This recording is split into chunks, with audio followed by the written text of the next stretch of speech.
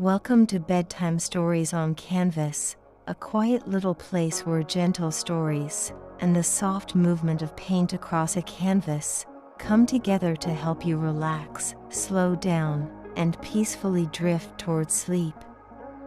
Tonight, as the brush glides slowly across the canvas and soft colors begin to blend together in the dim light, we travel back to a Christmas Eve long ago, to the deep skies above the endless Amazon rainforest. So, settle in now. Allow your shoulders to soften a little. Let your breathing become slower, calmer, quieter with every passing moment. And as you listen, there is no need to hold on to the noise of the day anymore. Just the story, the gentle painting strokes, and the quiet feeling of drifting deeper into rest. Before tonight's story gently begins, take a quiet moment to like the video and subscribe, so you can always return to this peaceful little space whenever you need rest. Tonight's story begins on the evening of December 24th, in the year 1971. Far above the vast wilderness of South America, an airplane cuts quietly through the evening sky. The aircraft is Lanza Airlines Flight 508. It departs from the city of Lima, the coastal capital of Peru, carrying 86 passengers toward the jungle city of Pucallpa, deep beyond the Amazon rainforest. In those days, air travel felt very different from today. The cabins were smaller, noisier, less polished. Passengers dressed formally for flights. Children stared wide-eyed through tiny oval windows. And on holiday journeys like this one, there was often a feeling of excitement floating softly through the cabin air. Because this was December 24th, Christmas Eve. Nearly everyone on board was traveling toward family. Some carried wrapped gifts carefully tucked beneath their seats. Some planned to spend the next morning laughing around crowded dinner tables. Others simply longed to reach home before midnight. And for the first part of the journey, everything felt peaceful. The aircraft moved steadily above the clouds while flight attendants carefully served breakfast trays through the narrow aisle. Metal spoons clinked gently against cups. Passengers spoke in low, relaxed voices. A young couple quietly discussed Christmas plans. An older man near the window had already begun to fall asleep to the steady drone of the engines. A mother softly adjusted a blanket around her daughter's shoulders. Even inside the cockpit, the atmosphere remained calm. The pilots chatted casually about their own families, about Christmas celebrations waiting for them after landing. No one on board could possibly imagine that this ordinary holiday flight would soon become one of the most haunting survival stories in aviation history. And as the paintbrush slowly glides across the canvas now, perhaps painting soft silver clouds over a dark green rainforest, you may feel your breathing beginning to slow as well. The gentle movement of the brush, back and forth, almost like waves moving across a quiet shore at night. Below the aircraft stretched the Amazon rainforest, endless and ancient. A sea of trees so enormous that even today, parts of it remain untouched by roads or cities. From high above, it looked almost peaceful. Just dark green wilderness disappearing beyond the horizon. But nature in this part of the world could change very quickly, especially during storm season. About 30 minutes into the journey, the atmosphere outside began shifting. At first, only small patches of dark cloud appeared in the distance. Then slowly, the sky ahead grew heavier. The sunlight faded behind thick storm clouds, rolling across the horizon like giant black mountains. Inside the cabin, passengers began noticing flashes of lightning far away in the clouds. Some became quiet. Others pressed closer to the windows. The pilots monitored the growing storm carefully. In modern aviation, planes usually avoid powerful storm systems whenever possible. But in the early 1970s, weather radar technology was far less advanced than today. And soon, the crew made a dangerous decision. Rather than changing course, the aircraft continued directly into the storm. Within moments, the world outside vanished into darkness. The plane became surrounded by enormous thunderclouds. Lightning flashed again and again through the cabin windows, turning frightened faces white for split seconds before darkness returned. Then came the turbulence. At first, only light shaking. But within minutes, the aircraft began trembling violently. The entire cabin rattled. Passengers grabbed their armrests tightly. As the plane suddenly dropped through pockets of unstable air, loose cups slid across tray tables.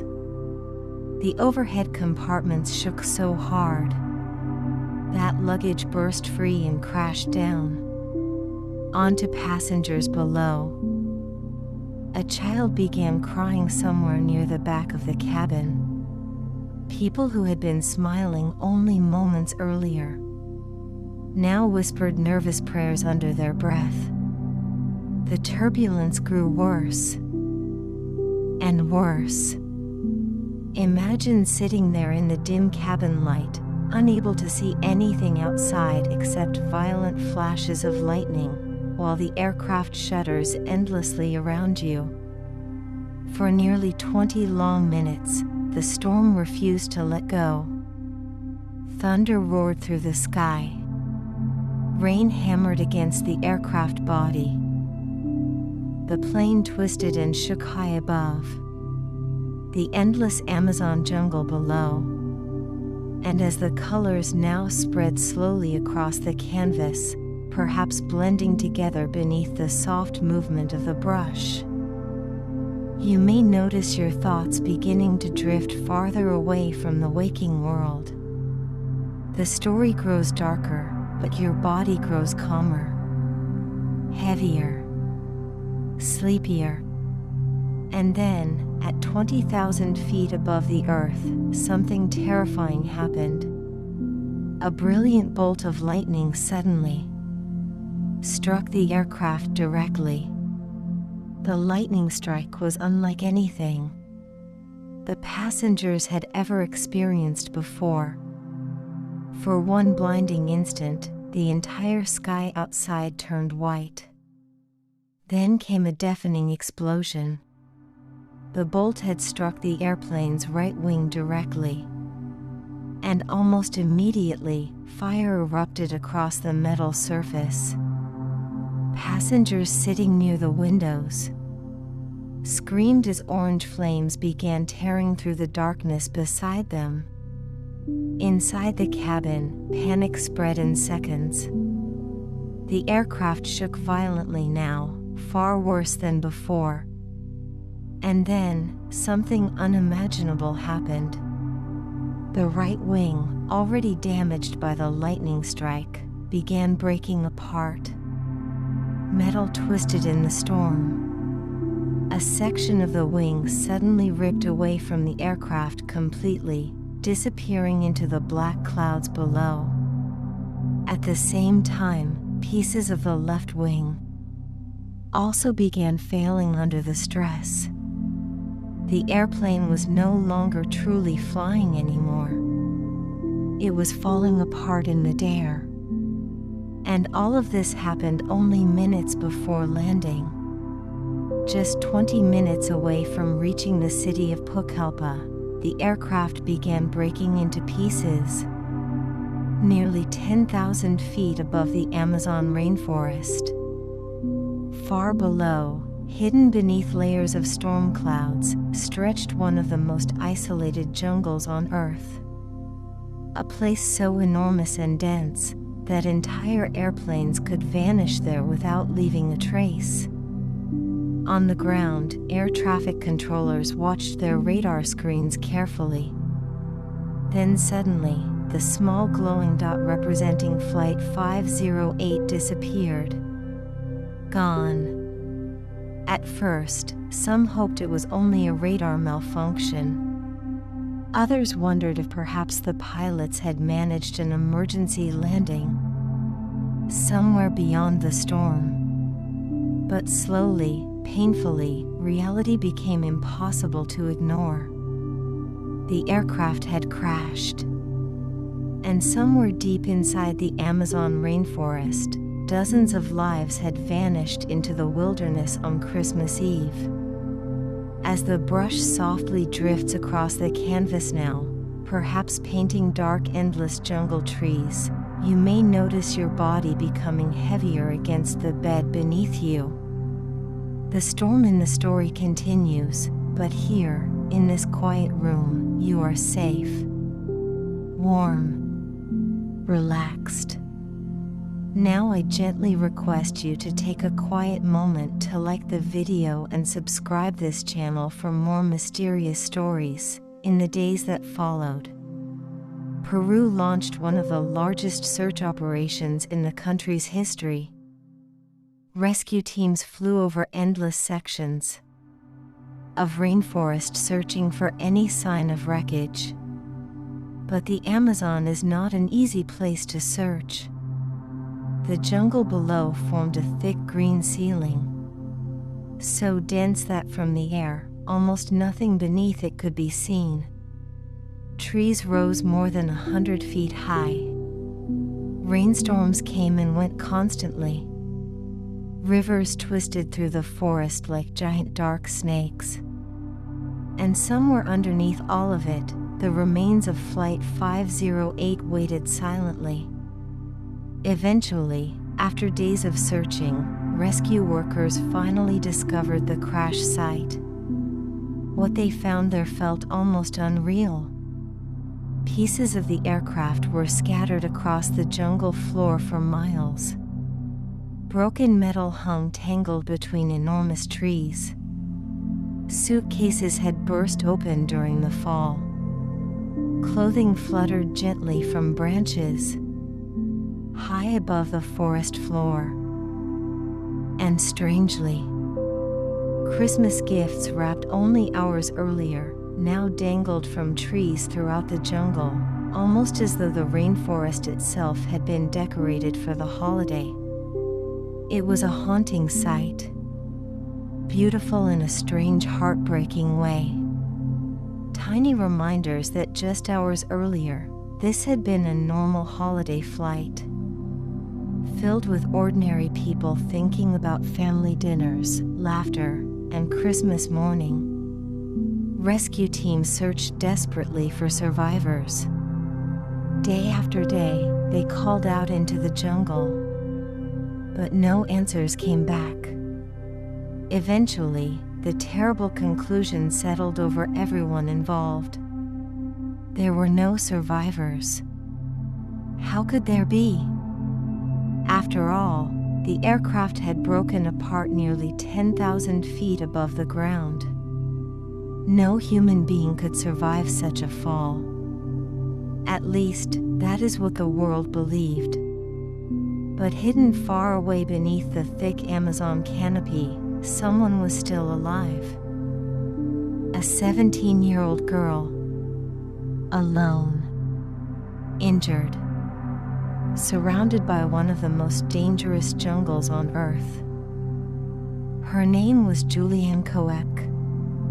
And though no one knew it yet, her survival would soon become one of the most astonishing stories in aviation history.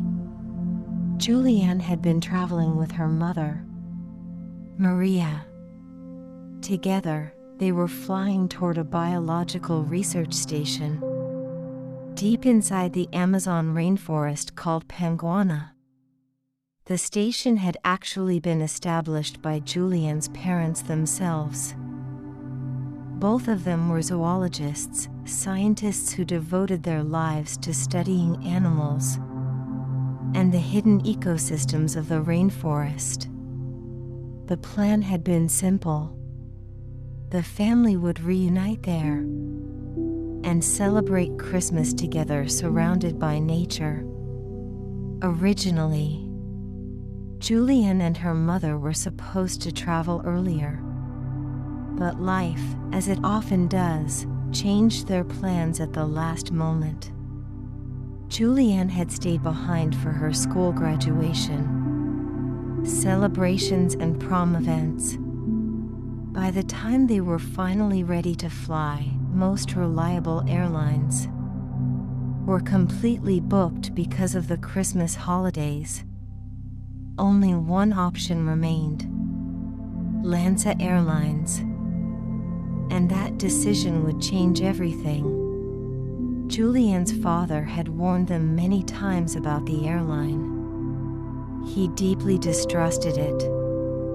In fact, during those years, Lanza Airlines had developed a terrible reputation across Peru. People even joked darkly about the company in Spanish. They would say, "Lanza falls belly first," a cruel joke born from fear, because several Lanza aircraft had already crashed in previous years. Safety concerns followed the airline constantly. But holiday travel was difficult, tickets were disappearing fast, and Julian and her mother desperately wanted to get home for Christmas. So despite the warnings, they boarded Flight 508. And no one could have imagined that this flight would become the airline's final tragedy.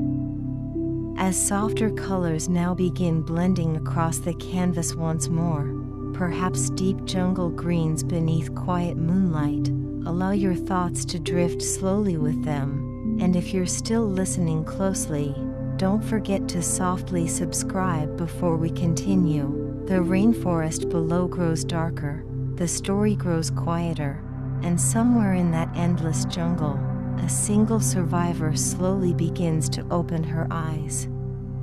The aircraft that carried Flight 508 through the storm that night was a Lockheed L-188 Electra, a large turboprop airplane built during an earlier era of aviation. Back then, engineers were still learning how aircraft behaved in extreme weather conditions. The Electra was powerful and fast for its time, but it also carried a troubling history. Years earlier, several accidents involving the same model had already raised serious concerns. Unlike many modern aircraft, its wings were built in a much stiffer way, tightly connected to the body of the plane. That design worked reasonably well in calmer conditions, especially over flatter regions. But violent turbulence was another story entirely. And on this night, the aircraft was being flown through one of the most dangerous environments imaginable, towering storm systems above the Andes Mountains and the Amazon basin. The passengers knew none of this. Most were simply travelers heading home for Christmas. Some were asleep only moments before disaster struck. Others sat quietly watching lightning flicker through the windows. And near the back of the aircraft, seated beside one of those windows, was 17-year-old Julianne Coeck. Her seat number was 19F. A small ordinary seat, on what had once seemed like an ordinary flight. Then came the lightning strike. The explosion. The tearing wings. And suddenly, the airplane began breaking apart around her. At that moment, the entire row of seats. Julianne was sitting in ripped free from the aircraft body. 3 connected seats, torn loose into the storm. Because Julianne still had her seatbelt fastened tightly around her waist, she remained attached to the seat as it fell away into the darkness. And then, she began falling from the sky. 10,000 feet above the Amazon rainforest. It is difficult even to imagine such a thing. One moment surrounded by screaming passengers and roaring engines, the next, suspended alone in open air above an endless jungle. As the paintbrush now moves softly across the canvas, creating and filling these empty canvas and giving a beautiful structure, allow your mind to drift slowly with the movement towards sleep. The story continues through darkness, but your breathing can remain slow, steady, peaceful. Julianne later described how the sounds around her suddenly changed during the fall. Inside the plane there had been chaos, screaming, tearing metal, engines roaring against the storm. But once separated from the aircraft, there was only wind. Violent rushing wind surrounding her from every direction. The pressure pulled painfully against her body. Her seatbelt pressed so tightly into her stomach that breathing became difficult. Below her, stretched the Amazon rainforest. A giant unbroken ocean of green. The trees were so dense that the ground itself could not even be seen. From above, the jungle looked almost soft, like endless fields of broccoli beneath the clouds. Then at some point during the fall, Julianne lost consciousness. And when she finally opened her eyes again, everything was silent. It was Christmas morning, December 25th, 1971. Rain had fallen through the night. Mud covered her clothing. Wet leaves clung to her skin. And all around her rose the sounds of the rainforest awakening at dawn. Somehow, impossibly, she was alive. For several moments, she could barely understand what had happened. The impact had left her badly injured and disoriented. Every attempt to stand caused the world around her to spin violently. Again and again she tried to rise, and again she collapsed back into unconsciousness. Eventually, after repeated efforts, she managed to remain awake long enough to pull herself upright. Only then did she begin realizing the extent of her injuries. Her collarbone was broken. One knee had been badly damaged. Deep cuts covered parts of her shoulder and leg. One eye had swollen almost completely shut. The other could barely see clearly at all. Even before the crash, Julianne's eyesight had already been weak. Now, her glasses were gone somewhere in the jungle. One sandal had disappeared, and she was suffering from a severe concussion. Yet somehow, despite all of this, she had survived a fall that should have been impossible to survive. And even today, experts still describe Julianne's survival as one of the greatest miracles in aviation history. There were several extraordinary reasons why she lived. The first involved the storm itself. Powerful upward-moving winds called updrafts were flowing through the thunderstorm that night. Instead of falling straight downward at full speed, these rising air currents likely slowed her descent significantly, almost cushioning part of the fall. The second reason was even stranger. The row of seats she remained attached to may have spun rapidly through the air during the descent. Like the blades of a helicopter, the spinning motion created resistance against the air, reducing speed even more. And finally, there was the rainforest below. The Amazon canopy is incredibly dense. Thick layers of branches, leaves, and hanging vines formed a natural net high above the ground.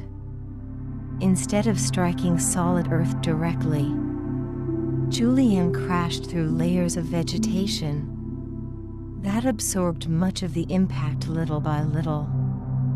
Luck also played an enormous role. The exact angle of her fall, the direction of her body, the specific trees beneath her, every tiny detail mattered. A few feet in another direction, and the story may have ended there. No one else on the flight survived. Only Julianne. And as softer shades now slowly spread across the painted canvas, you may feel your thoughts drifting farther away now. The storm has passed. Only the rainforest remains. Deep, ancient, breathing softly around the lone survivor. But for Julianne, the true struggle had only just begun. Because now she was completely alone. In the Amazon jungle. No roads. No villages. No sign of rescue. Only endless wilderness stretching in every direction. Weak and injured, she called out desperately for her mother. "Mama." Her voice disappeared into the trees. Again she shouted. But the jungle answered only with the sounds of insects, frogs, and distant birds hidden high in the canopy. Still, there was one small advantage working in her favor. Julianne was not an ordinary city girl, suddenly lost in the wilderness. For years, she had lived with her zoologist parents at the Panguana Research Station, deep inside the rainforest. She understood the jungle better than most people ever could. She knew which insects were dangerous, which animals to avoid, which mistakes could get a person killed very quickly in the Amazon. And most importantly, she understood that panic could be deadly. Her parents had taught her something valuable about survival in the wild. Do not waste energy on fear. Think carefully. Stay calm. Observe. And little by little, after resting for several hours, Julianne became strong enough to walk. Her first instinct was to search for survivors. She moved carefully through the jungle, calling for her mother again and again. But no voices answered. Only silence beneath the trees. From time to time, she heard rescue helicopters somewhere above the rainforest canopy.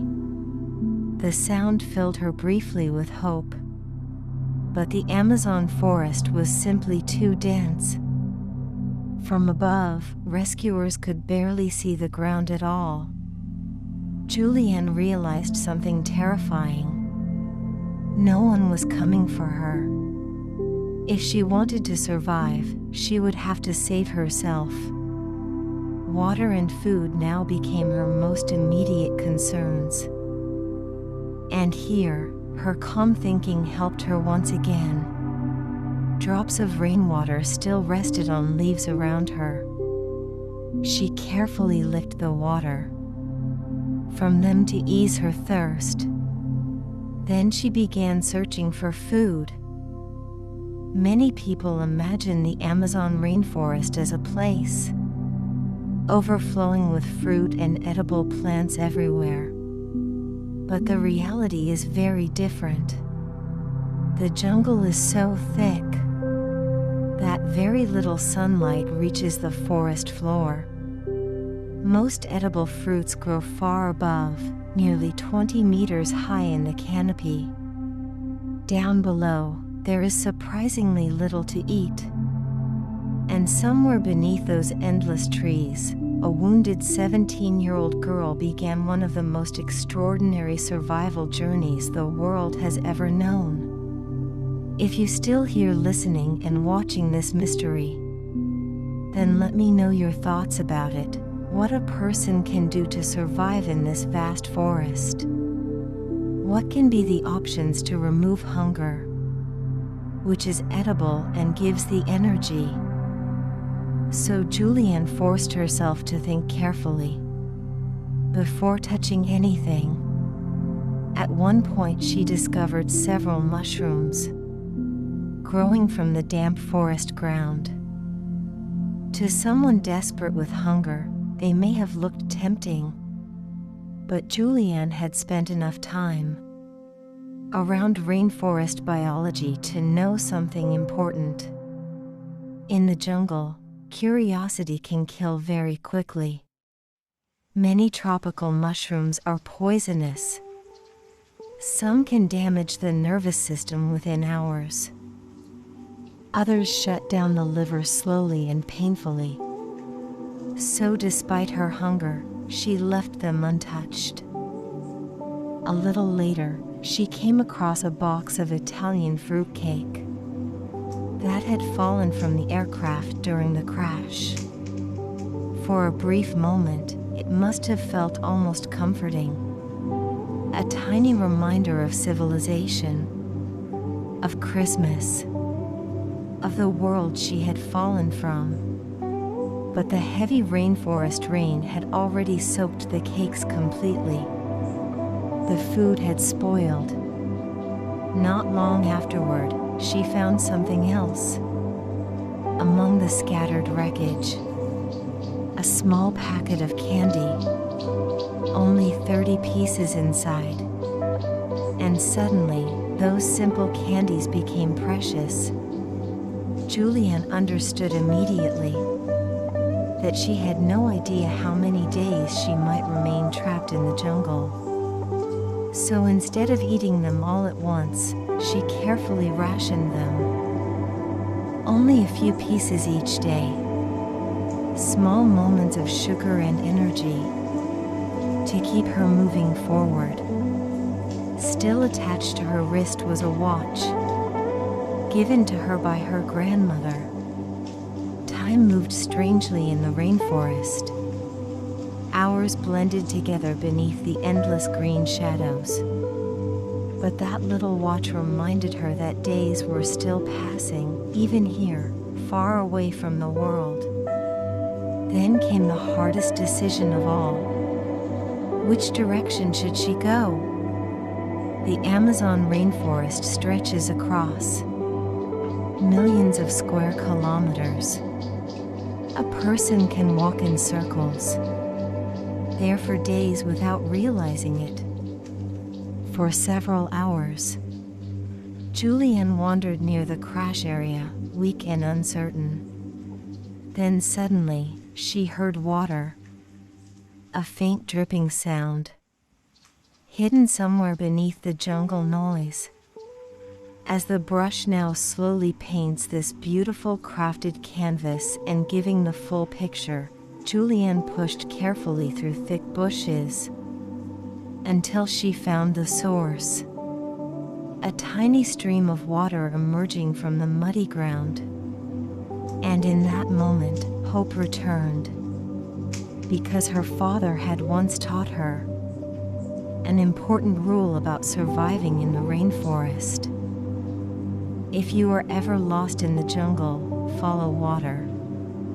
A tiny trickle becomes a stream. A stream becomes a river.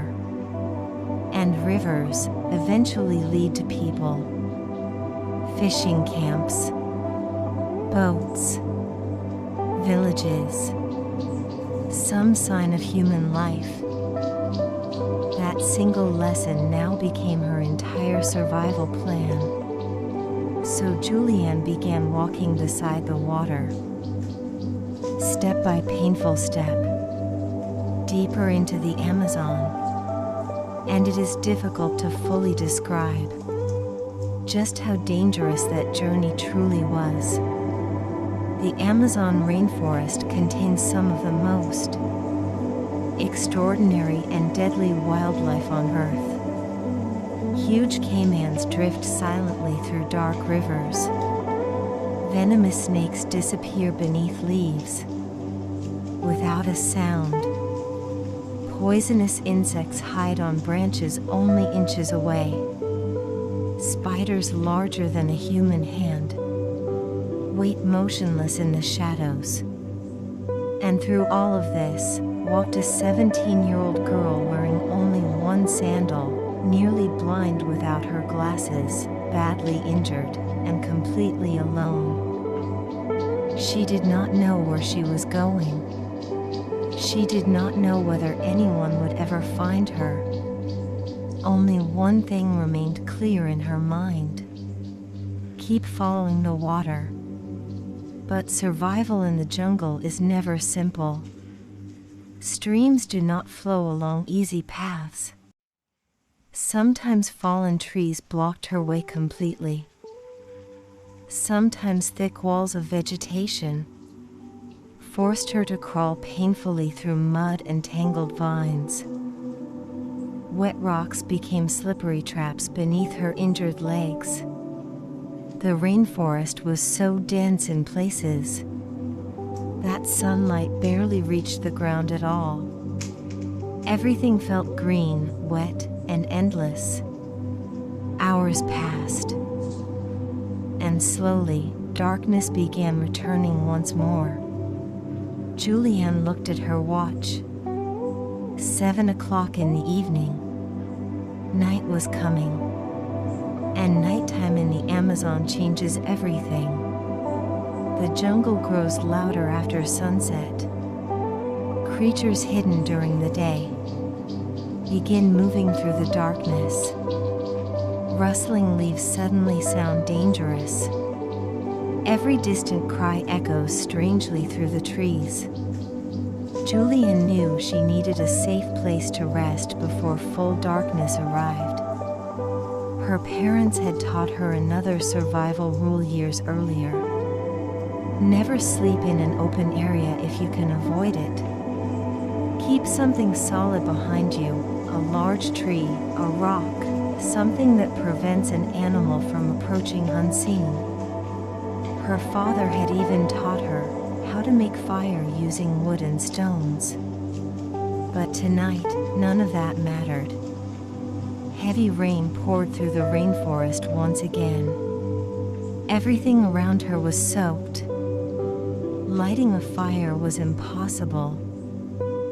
Exhaustion finally overtook her, and beneath the sound of endless rain, Julianne drifted into a deep sleep beside the jungle water. Thankfully, the place she chose was relatively protected, and by morning, she was still alive. When she woke the next day, her body felt even weaker. Every movement hurt. Her injuries throbbed constantly. Without her glasses, the world ahead remained blurry and uncertain. But she understood something very clearly. Stopping meant death. So once again, she forced herself to stand and continued walking. As soft colors paint slowly spreads across the canvas now, blending into deeper jungle shadows, perhaps your own thoughts are beginning to drift farther away too. The forest in the story grows endless, while your mind grows quieter, slower, sleepier. At one point during her journey, Julianne encountered one of the rainforest's most terrifying creatures. A massive spider resting near her path. The Goliath bird-eater. The largest spider in the world. Its legs stretched frighteningly wide across the forest floor. In rare cases, Creatures like this are even capable of feeding on small birds and rodents. But Julianne understood the jungle well enough not to panic. Most rainforest animals attack only when disturbed. So instead of trying to fight it, she simply kept her distance and moved carefully away. That knowledge may have saved her life. Many times during those days, hour after hour, she continued following the water. Slowly, painfully, and with almost nothing left to eat, besides a few remaining candies. Then finally, on the third day after the crash, Julianne found another piece of the airplane. Part of a turbine engine, blackened and burned from the explosion. Even after several days in the jungle, Julianne could still hear rescue aircraft from time to time. Far above the rainforest canopy, engines passed through the sky like distant thunder. Every single time she heard them, hope returned for a moment. She would stop walking, look upward through tiny openings between the leaves, listen carefully. But there was nothing she could do. The forest above her was too dense. No signal fires. No open ground. No way for the pilots to see a wounded girl hidden beneath layers of jungle trees. And slowly, as the third day faded into evening, even her watch stopped ticking. The little connection she still had to time itself disappeared. After that, the days began blending together. Morning, rain, walking, darkness. The jungle no longer felt like a place on Earth with hours and dates. It became something endless, ancient, timeless. On the fourth day, Julianne noticed several king vultures circling nearby. Large dark birds, famous for feeding on the dead. Immediately, she understood what that probably meant. Somewhere close by, there would be bodies. And a short distance later, she found them. A row of airplane seats still connected together. 3 passengers remained strapped into their seats, exactly as they had fallen from the sky. The impact had been horrifying. They had struck the ground headfirst with such force that their heads had sunk deep into the earth, while their legs pointed upward toward the trees. For a moment, Julianne froze completely. The jungle around her seemed to go silent. One of the victims appeared to be a woman. And suddenly, fear rushed through her mind. What if it was her mother? Slowly, trembling, she stepped closer. Using the stick, she carefully moved near enough to see the woman's feet. Then she noticed something small. Nail polish. A strange detail to matter in such a moment. But Julianne felt immediate relief. Her mother never wore nail polish. Even in the middle of tragedy, the human mind searches desperately for hope. Julianne looked around carefully for any other survivors. Any movement. Any voice. But there was nothing except twisted metal, broken jungle branches, and silence. So once again, she continued following the water. Step after step. Day after day. Eventually, hunger became almost unbearable. The last of her candies disappeared. She thought about trying to eat parts of palm trees, the soft edible material hidden inside the stems. But without a knife or tools, it was impossible. Fishing was impossible too. Even catching small animals required energy she no longer had. So instead, she survived mostly on river water. The minerals in the water helped dull the hunger briefly, but only for a little while. Then the emptiness returned again, stronger each day, as soft colors now slowly blend across the painted canvas, perhaps forming endless trees, plants, flowers. You may feel your own thoughts drifting farther away now. The jungle becomes quieter, the narration softer, and sleep slowly begins wrapping around the edges of the story. By the 6th day, Julianne was dangerously weak. But then suddenly, she heard something unexpected. A bird call. Immediately, she recognized it. A Hoatzin bird. Years earlier, during her childhood at the research station, she had learned something important about these unusual birds. They usually nest near larger open waterways. That meant one thing. A bigger river had to be close. For the first time in days, Julianne felt real excitement. She pushed herself forward faster than before, and soon she saw it. The tiny stream she had been following was finally merging into a larger river. A real river.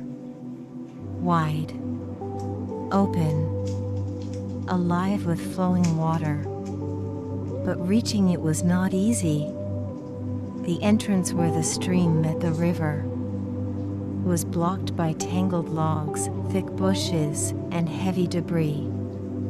Crossing directly through it was impossible, so Julianne painfully circled through the jungle for hours trying to find another path. Eventually, exhausted and soaked, she finally reached the riverbank. The river stretched nearly 50 feet wide, and after so many days trapped beneath dense jungle canopy, Julianne saw something she had almost forgotten existed. Open sky. For the first time since the crash, sunlight reflected openly across the water.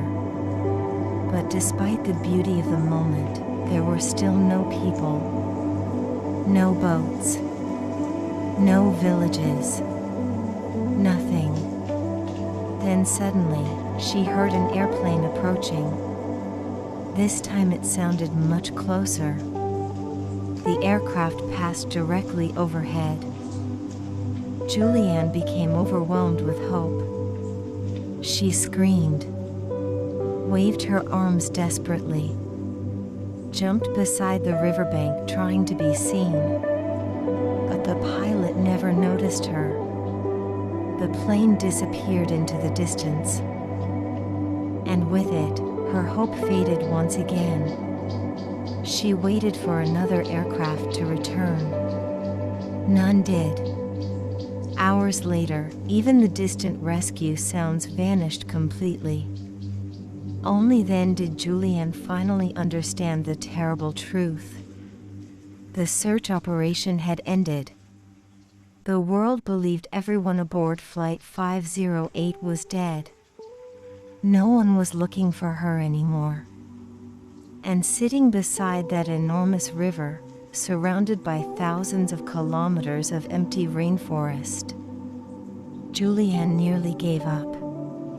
Her goal until then had been simple: reach the river. But now that she had reached it, the loneliness became overwhelming. No human voices, no civilization, only endless jungle in every direction. It felt impossible. But then, she remembered something her father once told her long ago. Where there is a river, eventually there will be people. That single thought became her final source of strength. So once again, she forced herself forward. Days continued passing, and her condition grew worse. The wounds on her arms became infected. Flies had laid eggs inside them. Soon, tiny maggots began burrowing deeper beneath her skin. There was almost nothing she could do. Normally, kerosene or alcohol could force the insects out. But Julianne had neither. Only a small silver ring on her finger.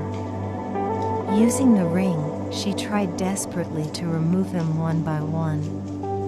But many had already burrowed too deep.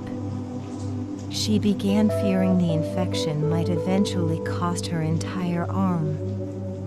Her back had also been badly burned during the crash. The skin peeled painfully away little by little. Blood mixed constantly with mud and river water. Yet even through all of this, she kept moving. Because movement was the only thing still keeping her alive. Eventually, she made another difficult decision. Instead of struggling through thick jungle, beside the river, why not simply float with the current itself? So Julianne stepped into the river and allowed the water to carry her downstream.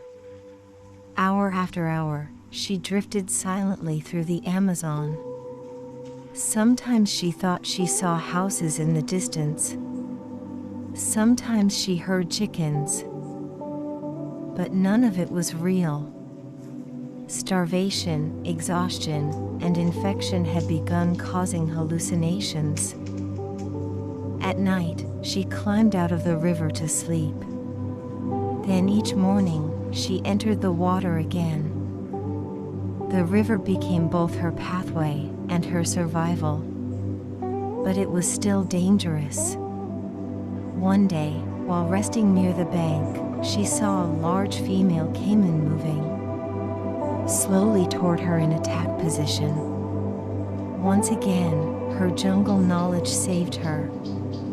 She knew these animals usually attacked at the edge of the water, not out in deeper currents. So instead of panicking, she slipped quietly back into the river and floated away. By now, the cold water had weakened her terribly. She even tried catching frogs to eat, but lacked the strength. At times she saw deer-like animals near the riverbanks. And strangely, this frightened her. Because she understood something most people would not. Animals like that usually avoid areas near humans. Seeing them meant civilization was probably still very far away. By the 10th day, Julianne had almost completely lost hope. Her body was shutting down. Her mind drifted constantly between determination and despair. Another full day passed floating silently down the river. Evening arrived. The sun disappeared behind the jungle. Julianne pulled herself weakly onto a sandy riverbank to rest. And then she saw something. A boat. A real boat. At first, she thought it had to be another hallucination. She rubbed her eyes once. The boat remained. Again. Still there. Slowly, carefully, she moved closer through the water until finally reaching out her hand. Her fingers touched wood. It was real. Beside the boat, a narrow path led upward into the trees. Using the last strength remaining in her body, Julianne climbed toward it. At the top stood a small hut. Inside, there were no people. But there was something else. Fuel. Julianne immediately understood what she needed to do. Using a small tube, she poured gasoline directly onto the infected wound in her arm. The pain was unbearable. The maggots reacted instantly, burrowing deeper before slowly emerging one by one. Julianne removed them carefully. 30 in total. 30 tiny creatures living inside her wounds. Afterward, completely exhausted, she decided to stay inside the hut and wait. Night came. Then morning. Still no one arrived. By now, she barely had enough strength left to continue. But late the following evening, as darkness slowly returned to the jungle, she heard voices. Human voices. At first, she thought she must be hallucinating again. But then, 3 men emerged from the trees. The men froze in shock when they saw her. A pale girl in torn clothing, swollen eyes, covered in injuries, appearing suddenly beside an abandoned jungle hut. For a brief moment, they were terrified. Deep in the Amazon, many local legends exist about spirits and river creatures. One famous legend speaks of Yakamama, the mother of water, a giant supernatural serpent said to rule the rivers. Seeing Julianne in such a condition, emerging from the wilderness itself, the men almost believed they were seeing something inhuman. Gathering the last of her strength, Julianne spoke softly in Spanish. "My name is Julianne. I survived the Lanza plane crash." The men stared at her in disbelief. Everyone had heard about the crash. The news had already declared every passenger dead. If she truly survived, then she was the only one. And hearing those words, something inside Julianne finally broke. Because until that moment, a part of her had continued believing her mother might still be alive somewhere in the jungle too. That hope had carried her forward for days. Now, she understood the truth. Her mother was gone. And for the first time since the crash, Julianne truly allowed herself to grieve. As gentle brush strokes now slowly move across the canvas, perhaps painting soft golden lantern light against deep jungle shadows. Allow yourself to sink deeper now into the quiet feeling of the story. The hardest part is almost over. The men gave Julianne clean clothes, food made from roasted flour. They cleaned her wounds carefully and removed more insects from her skin. The following day, they carried her toward a nearby village. The villagers themselves were shocked when they first saw her. The blood vessels in her eyes had burst completely, leaving her eyes bright red from infection and exhaustion. Eventually, Julianne was flown to a hospital where doctors finally treated her properly. And after 11 days alone inside one of the harshest environments on Earth, she returned home alive. Her survival stunned the entire world. A 17-year-old girl, falling from 10,000 feet through a thunderstorm, surviving the crash, and then surviving 11 days alone in the Amazon rainforest. It sounded less like history and more like myth. And now, as the final soft strokes move gently across the canvas tonight, and the jungle slowly fades into darkness once more, perhaps this story leaves behind a quiet reminder. Human beings are often far stronger than they believe. Even in moments of loneliness, fear, exhaustion, and impossible odds, there is sometimes still enough strength left for one more step forward. And sometimes, That one step changes everything. Thank you for spending this quiet evening here on Bedtime Stories on Canvas. And until next time, sleep peacefully.